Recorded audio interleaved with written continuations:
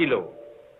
রাজা কৃষ্ণচন্দ্র, রায়রায়ণ জানকী প্রসাদ, নবাবের সিপাহ সাল্লাহ, খান খানান মোহাম্মদজান, সুতনুটি রামির চাঁদ, হিস্ট্রিতে যাকে উমি চাঁদ বলে।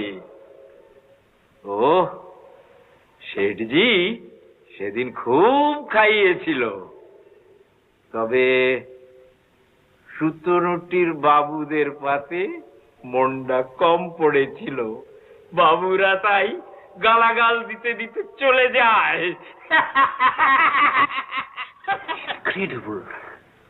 এই বেলা যান, মুডে আছে। যাগে তা বাপু মতিরাম। মতিরাম?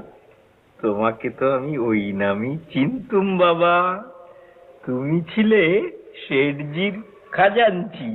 তা মতিরাম, তুমি বরং তুজ্জটি মন্ত্র জপ করো। রোজ সকালে উঠে 108 বার বলবে তুজ্জটি তুজ্জটি তুজ্জটি তুজ্জটি তুজ্জটি তুজ্জটি, খুব তাড়াতাড়ি। হ্যাঁ, যাও।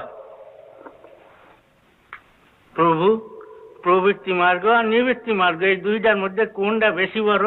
হাই দাহ দাহ দাহ দাহ দাহ দাহ, ঠিক এই কথা আমার তুলসী গাইছিল।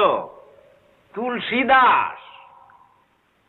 আমরা আহার গ্রহণ করি না? কিন্তু কেন করি? ক্ষুধা পায় বইলে। কি আহার গ্রহণ করি? অন্ন ব্যঞ্জন, ফলমূল, মৎস্য মাংসাদি। আহার করলে কি হয়? ক্ষুধার নিবৃত্তি হয়। অতএব ভোগের মূলে হইল গিয়া প্রবৃত্তি, আর ভোগের ফল হইল গিয়া নিবৃত্তি। তাই না?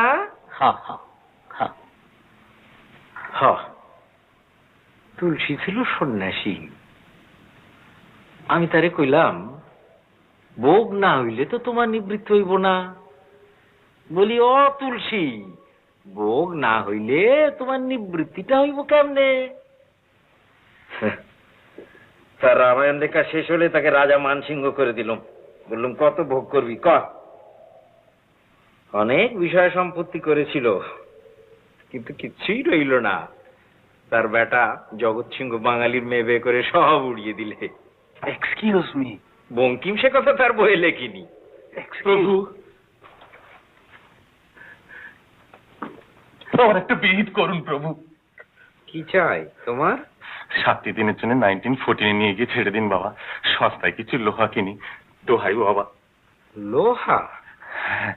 লোহা স্যার। প্রভু, সস্তায়? হ্যাঁ প্রভু, 1914। কি করা হয় তোমার?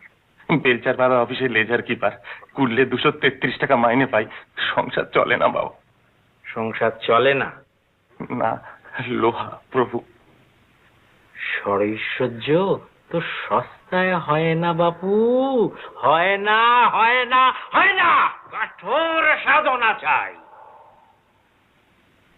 মূলাধার চক্রে ঠেলা দিয়ে কুলকুণ্ডলিনীকে আজ্ঞাক্রমে আনতে হবে। তারপর তাকে সহস্রার পদ্মে তুলতে হবে। সেই সহস্রার হলো সূর্য।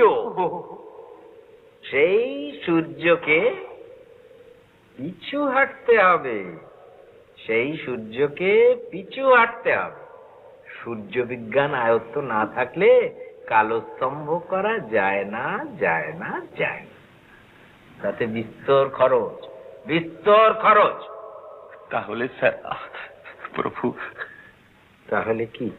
আমার কি কোনো উপায়, কোন রকমের আপনি প্রভু আমাকে একটা উপায় করুন স্যার।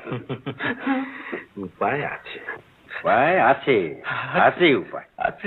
ঠিক দুপুর বেলা যখন ঢং করে 12টা বাজবে, চলে যাবে ছাতের উপরে গিয়ে চাইবে সূর্যের দিকে, যে 9 বারং 108 বার বলবে মার্তণ্ড মার্তণ্ড মার্তণ্ড মার্তণ্ড মার্তণ্ড মার্তণ্ড মার্তণ্ড মার্তণ্ড মার্তণ্ড মার্তণ্ড।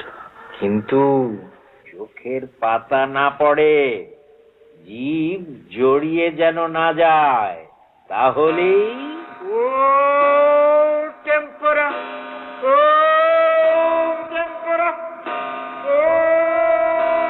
বারিশ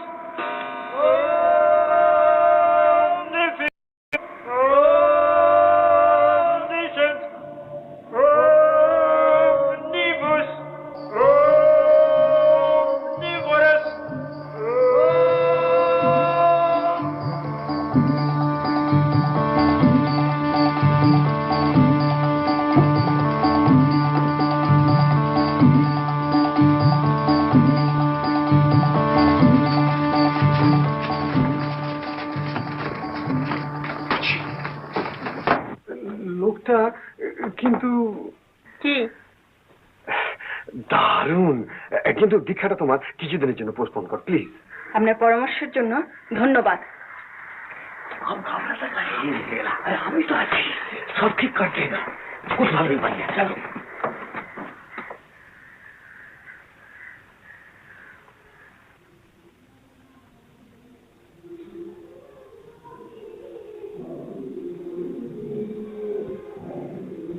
বলো না এ বাবাজি অচল। কি ভক্তি চটে গেল? আরে দূর, বিশেষ সঙ্গে খোঁজ নেই, কেবল কুলোপনা চক্কর। আরে বাবা, তেমন যদি ক্ষমতা থাকে দু চারটে দেখা না, তা নয়। তবে সেই সত্য যুগে কি করেছিলেন তারই যত সব ব্যাখ্যা। সেইটাই বা কজনে পারে বলেন তাইটা? হ্যাঁ, ঠিক দুপুরে সূর্যের দিকে কটমটিয়ে তাকিয়ে মন্তর পড়তে হবে, চোখের পাতাটি পর্যন্ত পড়বে না। তুই বেটা করে দেখা, দেখি চোখের পাতা পড়ে কি না পড়ে। এটা কি ইয়ার কি না মামদোবাজি? এইখানেই তো ভুল করলেন। ও নিজে করলে সূর্যের ভোল্টেজটা কমিয়ে নেবে। চন্দ্রসূর্য তো উনিই চালান শুনল। নিবারণ, ওই বাবাজির যদি মুখোশ খুলতে চাও আমি তোমার পেছনে আছি।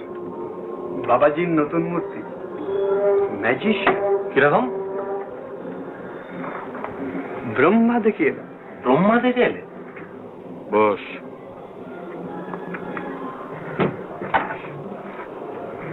ব্রহ্মা দেখে এলে মানে? ওদের ওখানে গেছিলাম, বুঝলেন এবার না? কেন? ভাবলাম বুচির সঙ্গে দেখা করে একটা স্পারস্পট করে নি। কেন? আমি জানতাম দেখা হবে না, তাই একটা চিঠি নিয়ে গেছিলাম। আবার কোটেশন? না না না, কবিতা। বুঝি, কি লিখেছিলি? লিখেছিলাম,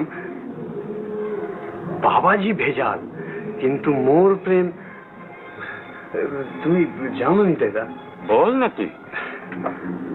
লিখলাম, বাবাজি ভেজাল কিন্তু মোর প্রেমে নেই কোনো ফাঁকি, তুমি যদি দীক্ষা নাও কেন আর বেঁচে থাকি। ব্যাস, দুলাই কাপলে। বেশ, তারপর দিলি চিঠিটা? দিলাম মানে, বাবাজি তো 7টার সময় ভ্যানস্থ হন, তারপর সব চলে টলে যায়। আমি চিঠিটা সঙ্গে নিয়েছিলাম। তা আমি ওখানে গিয়ে যখন পৌঁছলাম তখন ঠিক 8টা।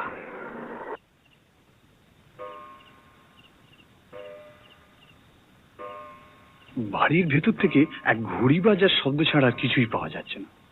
একটু নার্ভাস নার্ভাস লাগছিল, কিন্তু তাও ঢুকে পড়লাম ভেতরে। অর্ধেক সিনে উঠেই কেমন জানি মনে হলো যে দোতলায় কেউ নেই। মুশকিল, এত করে সাহসটাও সঞ্চয় করলুম, শেষটা কি হোপলেস হয়ে বাড়ি ফিরে যেতে হবে নাকি? না, শেষ চেষ্টা না দেখে ফিরছি না। অন্তত বাড়ির পেছন দিকটা মানে বাগানের দিকটা একবার দেখে যাওয়া উচিত। গেলুম, আর যেতেই বুঝেছ একটা অদ্ভুত শব্দ কানে এলো।